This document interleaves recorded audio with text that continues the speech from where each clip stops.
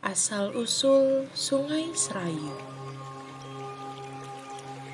Alkisah, di tanah Jawa terdapat sebuah sungai yang mengalir dari hulu pegunungan Dieng hingga bermuara di Laut Selatan yang letaknya tidak jauh dari Gunung Serandil, tepatnya Dahan Winong. Konon, dahulu di wilayah itu ada sebuah kerajaan yang dipimpin oleh Prabu Dewanoto. Prabu Dewanoto memimpin dengan sangat arif dan bijaksana.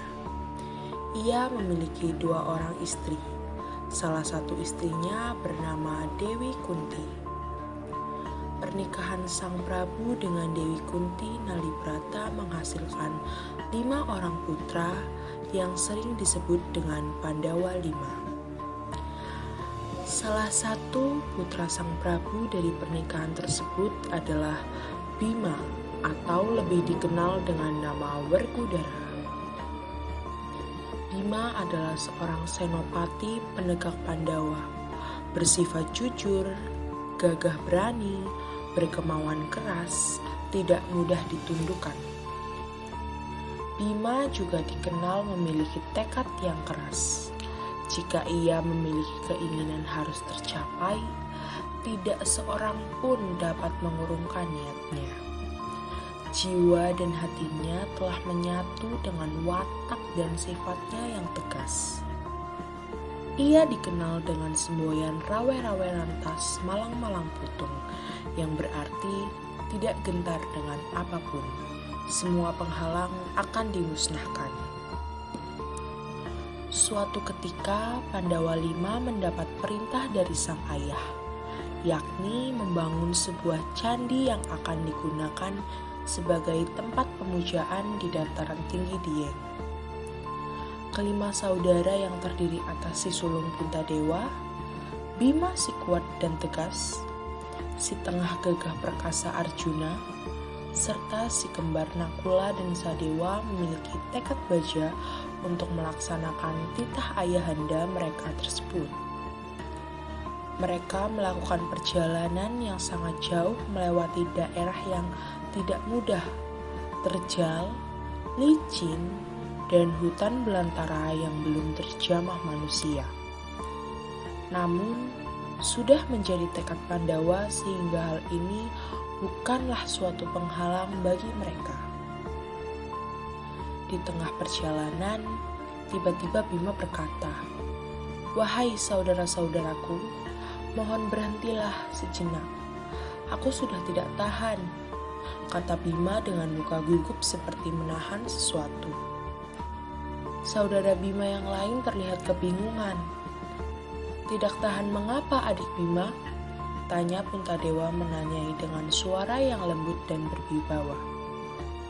"Kakang Bima, ada apa? Kau baik-baik saja kan?" tanya Arjuna menghampiri saudaranya yang berbadan tegap dan tinggi tersebut. "Shh, tenanglah saudaraku, aku baik-baik saja," balas Bima dengan memberi isyarat pada saudara-saudaranya. Nakula dan Sadewa yang juga bingung hanya saling bertatapan, tidak tahu harus berkata apa. Bima tersenyum kecut dan mengangkat tangannya sebagai tanda isyarat. Bima segera menghambur ke arah semak-semak dan berdiri di balik pohon. Tidak lama kemudian, terdengar suaranya dari balik pohon tersebut.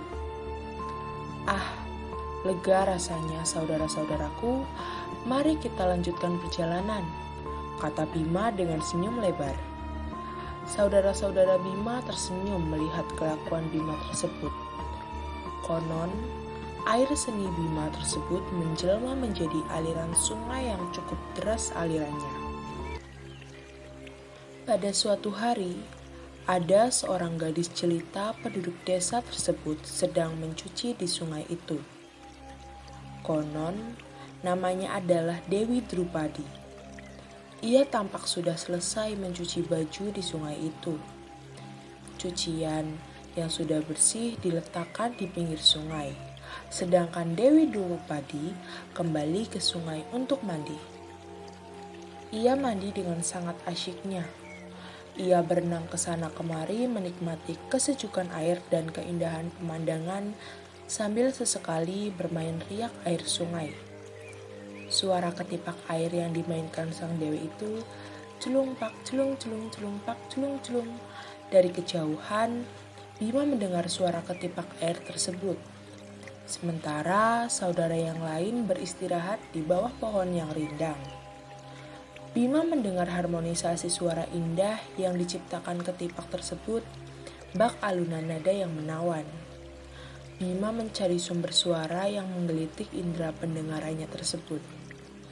Tidak sadar, ia telah agak jauh meninggalkan keempat saudaranya yang sedang beristirahat. Ia berjalan mengendap-endap mendekati sumber suara. Makin lama, makin dekat, dan makin jelas. Bima terkesiap dan terpana dengan pemandangan di depannya.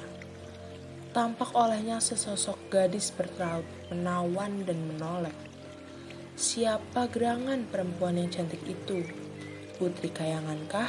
Gumam Bima. Cantik sekali sang anugerah Dewanata, lanjutnya. Sesekali Bima memukulkan tangan di kedua pipinya. Apakah aku sedang bermimpi? Tukasnya. Ah, tidak.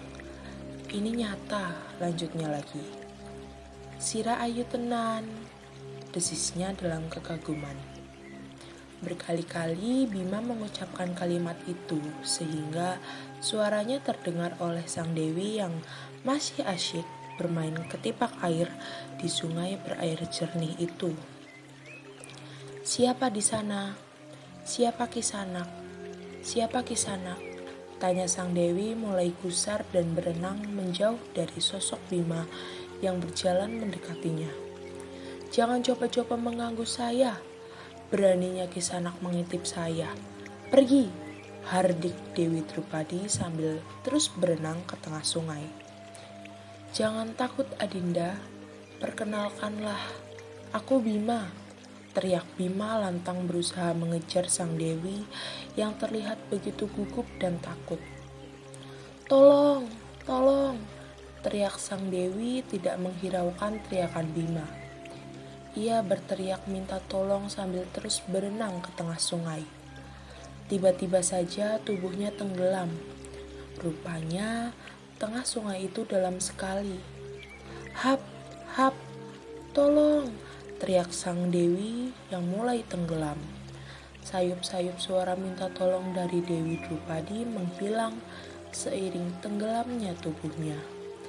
Melihat kejadian itu, Bima segera menceburkan diri ke sungai, mencoba menolong sang dewi yang tenggelam. Namun, usaha Bima gagal. Duhai Adinda, di manakah engkau kini? Sira ayu, isak Bima menyesali perbuatannya. Ia terus menangis dan mendesiskan kata Sira ayu. Sejak saat itu, masyarakat di sekitar sungai menamai sungai tersebut Serayu. Serayu berasal dari desisan kata Bima, Sira ayu, yang bermakna kamu cantik.